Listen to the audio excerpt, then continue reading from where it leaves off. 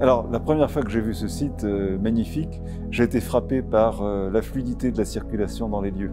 C'était l'intention initiale du grand architecte Kim Jong-up, et effectivement l'espace, la circulation, le sentiment de cohésion de l'environnement entre ces trois bâtiments est quelque chose de très frappant lorsqu'on y pénètre pour la première fois. La deuxième impression, elle est complémentaire de la première, c'est l'intégration des bâtiments dans le relief naturel. C'est d'ailleurs le cœur de l'intention architecturale telle que je l'ai compris plus tard en lisant sur Kim Jong-up, c'est-à-dire cette articulation entre l'architecture et le paysage dans la logique du Pungsuchili, de la géomancie coréenne. Comme je l'ai appris récemment, en fait, ce lieu est très important dans la géomancie de Séoul, puisque c'est la principale colline à l'ouest de la ville de Séoul, entre le fleuve et la montagne. Donc dans la vision géomancienne traditionnelle, ce lieu protège la fertilité de Séoul, en permettant de retenir les énergies qui viennent de la montagne et qui arrivent sur le fleuve. C'est pour ça que c'est particulièrement honorable pour nous d'avoir ici l'ambassade de France. Alors je serais un peu embarrassé pour vous dire quel est mon lieu préféré dans ce grand site, mais j'en identifierai peut-être un. C'est la passerelle qui sépare le pavillon de la résidence et qui est en quelque sorte le symbole de ce passage intermédiaire à chaque fois entre le travail et la résidence, la vie de famille, entre la société coréenne et la société française, entre la Corée et la France. Un élément que j'aime beaucoup aussi dans cette résidence, c'est les statues des esprits qui se trouvent effectivement dans les qui protègent les différents accès et qui représentent des fonctionnaires. Voilà, ça me rappelle que je m'inscris dans une continuité entre ceux qui m'ont précédé, français et coréens, et ceux qui me succéderont. Et ça représentait véritablement un important investissement pour notre service diplomatique et une sorte, au fond, d'acte de foi dans le succès de la Corée. Mon prédécesseur, Roger Chambard, qui est le principal acteur de la construction de cette ambassade à l'époque, a sollicité spécifiquement Kim Jong-up à l'époque, qui avait passé 3 ans à travailler avec Le Corbusier à Paris. Et cette œuvre architecturale représente vraiment cette synthèse, ce syncrétisme entre la tradition et la modernité, entre l'Orient et l'Occident, qui est caractéristique de l'architecture de Kim Jong-up. Vous avez ici la combinaison de l'utilisation de la matière, du béton, des espaces et de la lumière qui sont caractéristiques de l'architecture corbusienne. Ce péristyle avec ses colonnes qui rappellent aussi bien la tradition du temple grec que de celle des édifices religieux coréens. Ces toits qui sont à la fois extraordinairement innovants mais aussi très liés à la tradition coréenne. Et enfin, et surtout, cette intégration dans le paysage et la géographie des énergies qui est tellement caractéristique de l'esprit coréen. On associe à juste titre Kim Jong-up et ce bâtiment en particulier à la renaissance de l'architecture coréenne. Et encore une fois, c'est un grand honneur pour nous qu'il s'agisse de l'ambassade de France. S'agissant de la transformation de l'environnement, 2 anecdotes si vous le permettez. La première, c'était celle de la réaction du personnel de l'ambassade lorsqu'on a décidé de s'implanter en ce lieu, où apparemment, ce que disaient les gens, c'est que c'était quand même un petit peu éloigné du centre de la ville.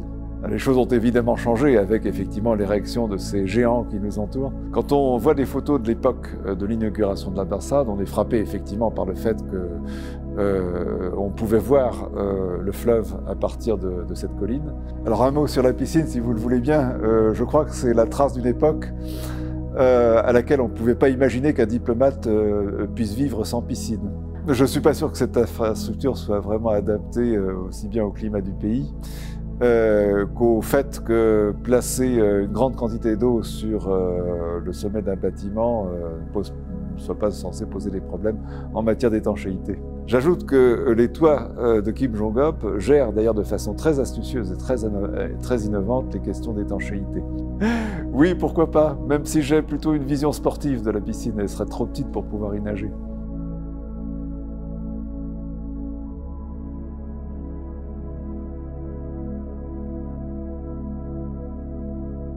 Eh bien, il y a deux objectifs qui sont d'une part effectivement un objectif d'efficacité et d'économie, puisqu'il s'agit de regrouper sur le même site l'ensemble des services de l'ambassade, qui sont à l'heure actuelle répartis sur un certain nombre de sites à travers la ville, de Gangnam jusqu'à Namdaemun. C'est aussi de disposer d'espaces plus adaptés, notamment à la préparation, le développement d'événements, et qui va nous permettre une meilleure communication avec la ville de Séoul et la société coréenne. Songez qu'avec le toit du bâtiment qu'on appelle la Jetée, qui est l'un des deux bâtiments neufs, et le pavillon qui sera restauré dans l'esprit de l'intention initiale de Kim Jong-un, nous allons disposer de surfaces très importantes pour animer nos relations à travers des événements, un peu dans l'esprit de du rôle qu'a joué historiquement dans les années 70 et 80 le Centre culturel français à Séoul. L'autre dimension est évidemment patrimoniale et comme vous l'avez compris, j'y suis personnellement très profondément attaché. Il s'agit effectivement de conserver, mais également de faire vivre cette œuvre architecturale dont nous avons hérité et qui est notre privilège et notre honneur.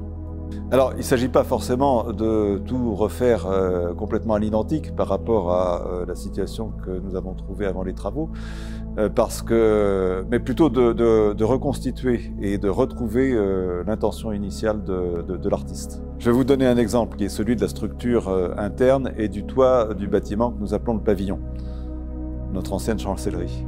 Ces structures, très audacieuses pour l'époque, sont constituées de 4 piliers sur lesquels repose ce toit qu'on appelle à cantilever. Et maintenant, avec les matériaux d'aujourd'hui, avec la technologie d'aujourd'hui, nous pouvons retrouver l'intention initiale de l'architecte. Le projet est antérieur à ma prise de fonction, mais mon prédécesseur et moi-même avons beaucoup insisté notamment sur la dimension environnementale du bâtiment. Alors, il y a naturellement tout ce qui relève effectivement de l'efficacité énergétique et de la performance, notamment en matière de rejet d'oxyde de carbone. Mais il y a aussi le respect de l'environnement d'une façon plus générale, qu'il s'agisse de l'intégration dans l'environnement naturel, de la biodiversité, des capacités d'économie et de recyclage. Dans les contrats que nous avons passés avec le cabinet d'architectes et avec la société de construction, la société IAN, nous avons beaucoup insisté notamment sur la protection de la faune, des insectes, de la végétation. Et ceci dans un esprit non seulement de préservation, mais également de progrès. Comme vous avez peut-être pu le constater, nous venons d'installer des ruches à l'entrée de l'ambassade, qui vont, j'espère, jouer un rôle de fertilisation sur l'ensemble du quartier. Et peut-être bientôt, un jour, nous aurons du miel de l'ambassade. Mais mon intention, et après l'inauguration en 2023, d'ouvrir ce site plus fréquemment au profit du public coréen, au profit d'un certain nombre de publics particuliers, notamment je pense aux écoles d'architecture, mais plus généralement à tous ceux qui souhaiteront le visiter. Nous souhaitons contribuer encore plus activement à la mémoire et à l'illustration des travaux de Kim Jong-un.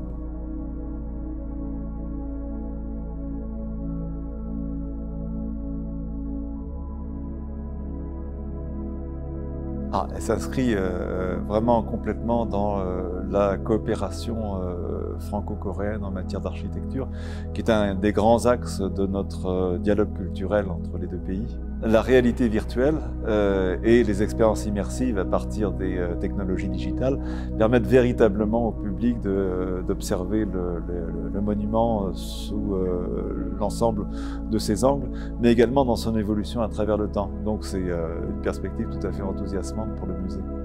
Véritablement, je pense que ce bâtiment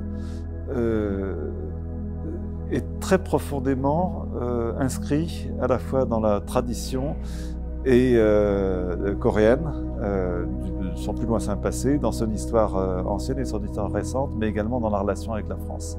Parmi lesquels je placerai bien entendu Kim Jong-un au premier chef, ainsi que l'ambassadeur qui a pris l'initiative de cette construction, M. Roger Chambard, mais aussi les combattants du bataillon français de Corée qui se sont sacrifiés pour la liberté de ce pays, et auquel j'ai voulu dédier le nouveau bâtiment dont nous avons posé la première poutre la semaine dernière, la dernière poutre la semaine dernière, au cours d'une très belle cérémonie chamanique que nous avons organisé à cette fin, pour nous rappeler effectivement que nous vivons ici sous la protection des esprits de la Corée et dans l'amitié avec le peuple coréen.